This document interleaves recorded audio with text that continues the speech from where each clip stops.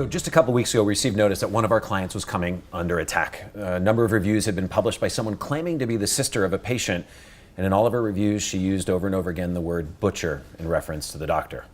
Now, unfortunately for many practices, that's all too real of a scenario.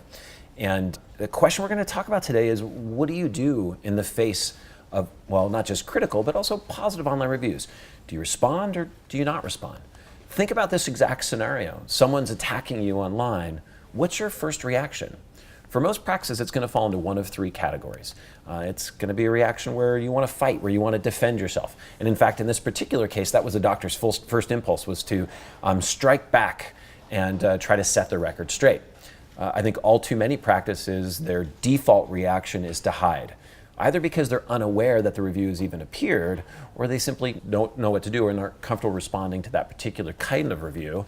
But what we want to counsel is the third option here, which is to try and make peace in a very public way, to declare your empathy for the reviewer and your commitment to the satisfaction of all of your patients.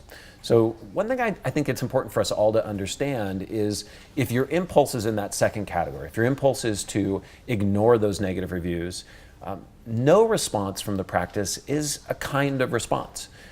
It shows that you're either unaware or completely apathetic to the concerns of your patients, and that's the wrong message to send. So as a practice leader, there are three things that you need to be thinking about to be prepared to handle these kinds of situations.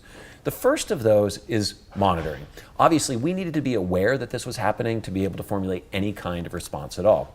We need accountability inside the practice. We need a reputation champion who is there to provide the counseling, the direction, to do the legwork, and to ensure that not only are we responding to reviews as they appear, but we're actively cultivating positive reviews to support the reputation of your practice. And then finally, that third thing that we need in line, well, we need the training. We need the protocols to guide us and to guide our teams so that we have a measured response in the face of a really scary situation. Now, let's talk about the first of these, which is monitoring. We knew that this was happening, and we knew that it was happening within just a few hours because of the monitoring solutions that we deploy for our clients. For those that don't work with Aetna, it's very likely that your agency partner can recommend a reputation monitoring solution for you that will keep you aware as new reviews appear. Now, in this case, we got an email just a few hours later. It looks something like this, and as we go deeper into that message, it gives us a view of both what new reviews are appearing and how we're doing at responding to them overall. This is called a dashboard. You want a solution like this in place to keep you aware of changes in your reputation online. Now, I have one pro tip here. Keep in mind, especially for practices that rely heavily on insurance, certain directories can't easily be monitored. Things like the directories that are provided by insurance companies that you work with are often protected for members only by logins and passwords. So you may need to set a reminder to monitor those particular sites manually. The same thing is going to be true of certain password protected sites like Angie's List. So coming back to it, what you want to make sure that you implement right away is some kind of automated monitoring solution that's running each and every day, alerting you should a new, whether it's positive or negative, should a new review appear. Now, the second thing we need to talk about is accountability, because we all know that if somebody isn't accountable, it simply doesn't get done. And we don't want you to be a practice where it's nobody's job to be mindful of the practice reputation. So designating somebody who can be a reputation champion inside your office is important. This isn't about hiring a new role. Think about modifying the job description of a member of your team to include three key activities. Monitoring, they're the person who will receive and will interpret the reports as they come in. Reporting, being present inside of staff meetings or leadership meetings to talk about how patients are perceiving their experience in your office online. And then responding, guiding the way that you react when new reviews appear. Now, the third and final piece, as we think about this, we need to get the training and the coaching for your team. So there's a guy out there that was big in the search engine optimization industry for many, many years. His name is Matt Cutts. He said this, that the only answer to bad speech is more speech. And when you come under fire from, well, a patient, or in the example that I gave, a sister, you ultimately need to be present in the conversation to ensure a truly representative message from your office is present online. So how do we respond? We're going to spend a little bit more time here than anywhere else. We need to respond and we need to get the facts before we act. Now, in this particular case, to protect their privacy, we'll refer to them as Beth and Sue.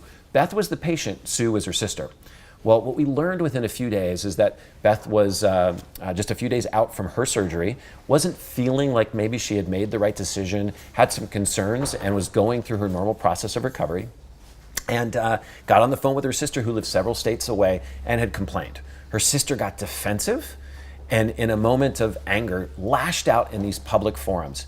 Now, as it turns out, well, a couple days later, by the time that we had reached her, the patient had settled down. And we were able, because we took the time to get the facts before any kind of inflammatory reaction, we're able to speak one-on-one with the patient and find out that she actually was doing just fine. And she became our ally in resetting the expectations with her sister so that we could correct the problem with those negative reviews. When we do respond online, we want to respond exactly once. We don't want to engage in a dialogue with, especially with conflicted patients on the internet. And we want to offer gracious acknowledgement. We want to thank the person for sharing the feedback, whether it is complimentary or critical. We want to remain objective and professional, remembering that what you publish is going to be a direct reflection on you and on your brand. And we don't want to introduce any new information about the patient, right? We want to respect their privacy. Now, as I mentioned the word privacy, I know a lot of you are going to go here, which is HIPAA. And the reality is, I have it on the best authority, that HIPAA is not, in fact, a barrier for you to respond to reviews online. HIPAA was originally designed to cover your communications around insurance reimbursement from our government. Neither of those two criteria relate to patients posting reviews in the public sphere. Now, we still want to protect their privacy, so remember, when you're responding online, you don't offer additional information about their experience or their treatment inside your office. So with that said, what do I say then? Well, you say thank you, even if they're a critic. You take the care to respect their privacy. You speak about how you're going to address their concerns, if in fact there's a concern inside that review, and then you invite them to contact you or a member of your leadership directly. It's very, very simple. I like this particular example. It came from Tom Siri over at RealSelf a number of years ago, because it typifies really well the kind of review that you can share in response to a concern that's expressed in that public forum online. If you need to, you can pause it and transcribe it, but you can use this only once. Each one of those replies needs to be personalized to the individual reviewer. Now, let's just touch a moment more on the mechanics. So, how specifically are we going to be responding? Well, we want to get in there as early as possible. In the specific example I gave you with Beth and Sue, one of those reviews appeared on Google My Business, the practice's prominent Google listing. We knew from the insights that almost 16,000 people a month were being exposed to that listing on Google. So it was important that we act very, very quickly. We want to have it come from a member of the senior staff. In a small practice, it might be the doctor or the practice manager. In addition to that, remember what I said before, you respond once. Even if the patient comes back, you don't engage in a dialogue in that public sphere. And of course, include your contact information. Make it easy for the person to call or email the practice so that they can work with you to try to remedy that concern. Now, bottom line, the thing I want you to take away, it's our position that every review deserves a response. Positive or negative, you are there and you're a part of that conversation. And as a practice leader, you're going to take action now to make sure that you have the monitoring in place, that you have accountability built into your own team through the addition or the declaration of someone who can be your reputation champion. And in addition to that, you're going to take the time, hopefully through your agency partner like us here at Aetna, to make sure they're properly trained, that you have the understanding and the resources to handle positive or negative reviews with absolute grace. So that said, if you want to learn more, you know how to reach us. You can find us online at aetnainteractive.com. Be sure that you subscribe to our email newsletter. You can follow us on Facebook. And if you have questions, as usual, we welcome them. Email me directly at ryan@aetnainteractive.com. Thanks so much and have a great day.